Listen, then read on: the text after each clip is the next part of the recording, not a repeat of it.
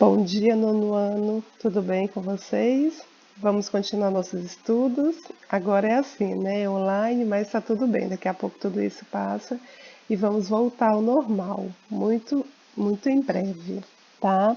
Eu vou pedir para vocês abrirem a apostila de vocês na página 364, onde nós vamos continuar estudando sobre o continente asiático, tá? Na aula passada, nós estávamos estudando a Ásia, porém, nós estávamos ali nas características climáticas, vegetacionais, onde eu expliquei para vocês toda a questão do clima, expliquei a questão ali das moções, né, moções de verão, moções de inverno, e agora a gente vai mudar um pouquinho o foco, porém, vamos continuar no continente asiático, tá? Como eu falei que a gente vai estudar sobre os aspectos populacionais, o continente asiático ele tem características bem peculiares em relação à população. Primeiro pela diversidade étnica, cultural que é gigantesca, né? Lembrando que é um continente muito grande. E quando a gente fala de população, cerca de 60% da população mundial se encontra nesse continente.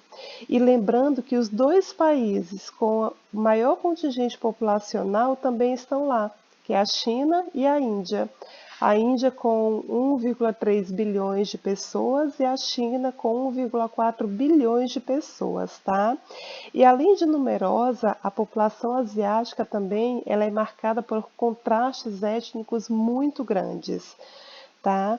E quando a gente fala do contingente populacional, vale lembrar também que os maiores territórios também estão na Ásia, né, os maiores países. Por exemplo, a China ela é o terceiro maior país do mundo, maior em extensão territorial. A Índia é o sétimo maior país. A Rússia é o primeiro maior país do mundo. Tá? Então a gente tem essas características bem peculiares do continente asiático. Levando em consideração o ponto de vista socioeconômico, também existe uma grande disparidade de renda, tá, entre a população. De um lado, né, uma pequena minoria, a classe média, que acaba sendo impulsionada, acaba impulsionando a economia do continente, e de outro lado, uma parte considerável da população ainda vive abaixo da linha da pobreza. Um outro contraste que a gente deve levar em consideração no continente asiático é que nele existem países onde a população ela cresce rapidamente e é, em sua maior parte, ainda jovem, como no caso da Índia, e outros países onde a população ela se encontra completamente envelhecida, que é o caso do território do Japão. Agora a gente vai mudar de folha, a gente vai aqui para a página 367, onde tem um texto. E como a gente está falando que o continente asiático existe uma grande diversidade étnica, cultural, então eu quero que vocês façam o seguinte: vocês irão ler esse texto e vocês irão destacar todos os povos que se encontram ali no continente asiático. Mas para vocês fazerem isso é muito importante ler todo o texto. Inclusive eu vou mostrar para vocês como que seria. Vocês irão destacar na apostila e vocês irão me mandar, tá? Então aqui, olha, já encontrei um, já encontrei outro. Porém, para que eu consiga fazer, eu tenho que ler todo o texto até o final. Tá bom, galera? Combinado? Vamos considerar que seja uma atividade, tá? E vocês irão me enviar no finalzinho da nossa aula. Pessoal, é muito importante a gente ressaltar que quando a gente fala da população do território asiático, a gente tem que considerar que, embora a Ásia tenha cerca de 60% da população mundial, ela não está distribuída pelo território de maneira uniforme. Tá? Ela está distribuída de uma maneira totalmente desigual. Se vocês observarem aqui no mapa, nós temos alguns territórios com maior contingente populacional.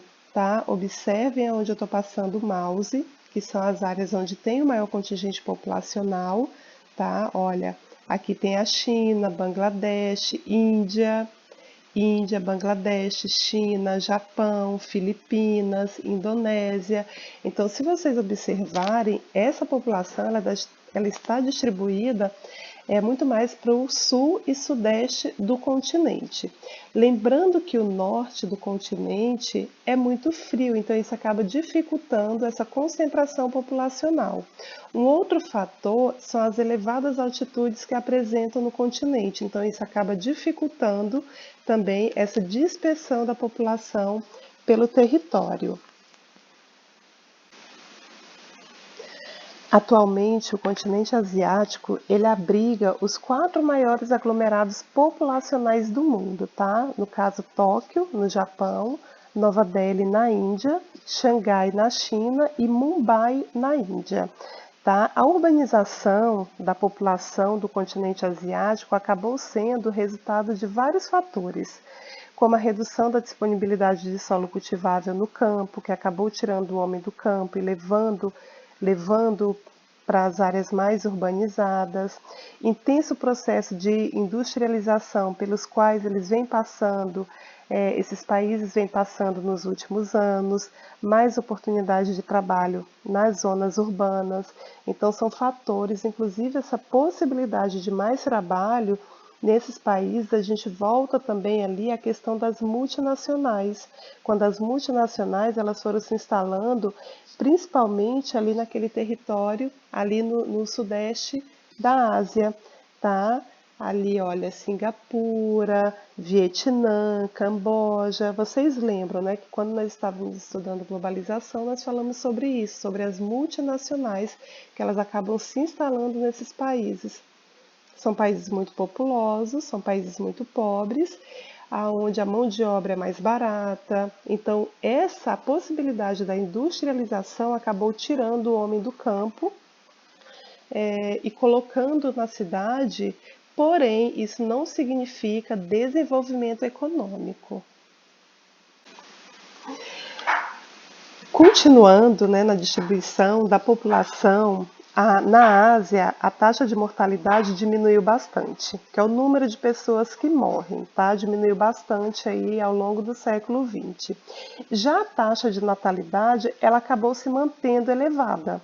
Em decorrência disso, acabou acontecendo um aumento no número total de habitantes do continente. No entanto, a população asiática ela tem crescido mais lentamente desde o final da década de 90.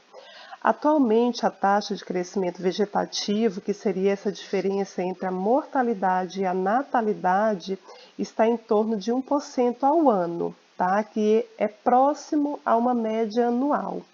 Essas taxas elas não são homogêneas, tá? Entre todos os países do continente.